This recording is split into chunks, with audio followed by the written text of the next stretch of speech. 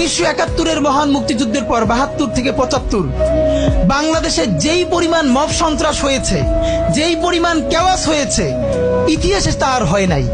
তার সাথে জড়িত ছিল কারা? এই যে মুজিব বাহিনীর গুন্ডারা। আমার বাবা, আমার মা বলেছে মুক্তিযুদ্ধের পরে যে অস্ত্রগুলো জমা দেয়া হয় নাই, সেই জমা না দেয়া অস্ত্র থেকে প্রত্যেকটা বাড়িতে বাড়িতে ছিনতাই, রাহাজানি। আমার মায়ের আজকে এই কথাটা বলি, আমার মা বলতেছেন আমার নানা একজন সম্ভ্রান্ত আলেম, তিনি যেখানে থাকতেন মুক্তি বাহিনী এবং পাকিস্তান বাহিনী কেউই তাকে কখনো আক্রমণ করেন নাই তার সম্মানে। আমার মা খালার বাসায় ছিলেন, তাকে পুরো এলাকাবাসী দেখে রেখেছে। বাট মুক্তিযুদ্ধের পরে আমার মা বলেছে, তখন তার বয়স 16, আমার মা, আমার খালা এবং এলাকার অনেক মেয়েদেরকে, যাদের চেহারা একটু ভালো ছিল, তাদের গায়ে কালি মেখে তারপরে অনেক সময় মাটির নিচে বাংকার বানিয়ে বা বিভিন্ন জায়গায় রাখা হতো তাদের সম্ভ্রম রক্ষা করবার জন্য। এই মুজিব বাহিনীর গুন্ডারা সেগুলো করেছে না?